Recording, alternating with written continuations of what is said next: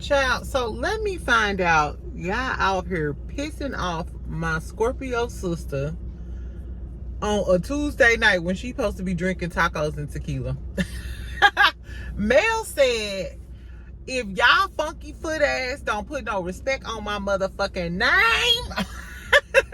Good morning, friend. Right, I'm trying to do some last minute touches before I run up in here for my morning meeting, child. Cause I be rushing out the house. Y'all know I be putting my eyelashes on in the car and shit. Exactly. At least I got my eyelashes on today. Anyway, child, so y'all done piss Mel off. Why is y'all pissing my Scorpio sister off? So last night, Mel was on live, child. And I'm assuming she was talking about Carlos. I don't think she was talking about Lee Daniels.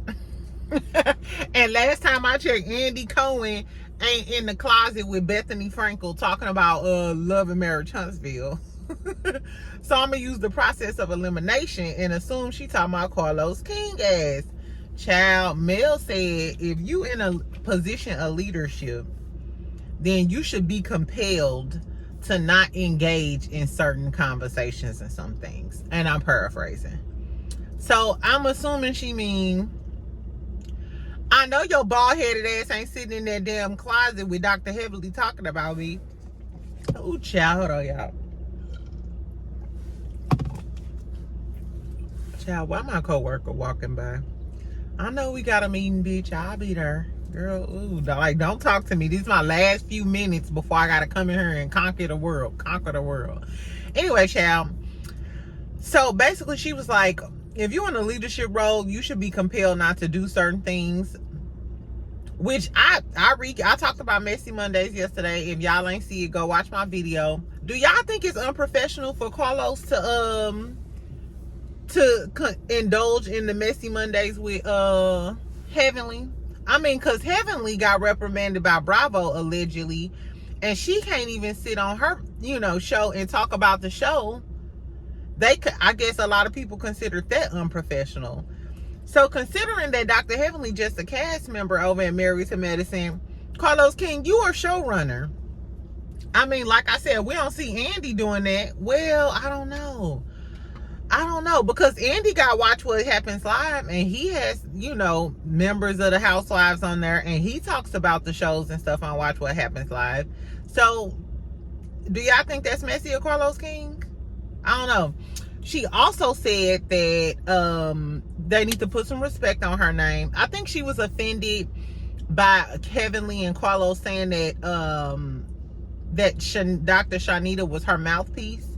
And she was like, bitch, I don't need no mouthpiece whenever you get through. I'm a whole Scorpio out here.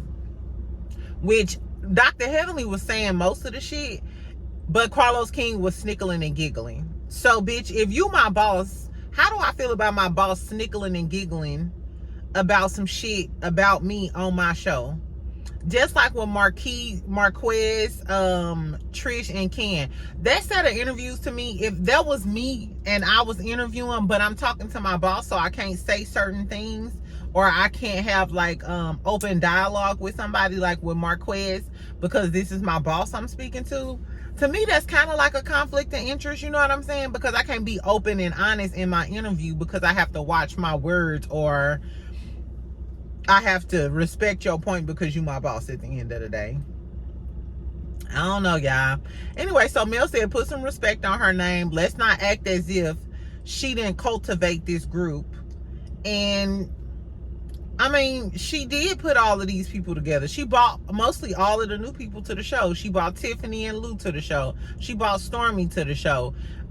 Destiny was kind of her and Martell. But literally, I mean, let's not act like Carlos King, you ain't in Huntsville. You didn't even meet Trish and Ken them. So who's really doing all of the work here? And we're not gonna act like until Mel came back these last few episodes, she didn't bring, she didn't bring life back into the show. She breathed life back into the show. So I don't know. I feel what she was saying about put some respect on her name. She said a lot of people are unappreciative out here. I think there was shout outs to Carlos too. Like Carlos King, until you do right by a Scorpio, you see what happened with Phaedra. And after that whole debacle over at Real Housewives of Atlanta, I mean, Carlos has had a lot of good shows.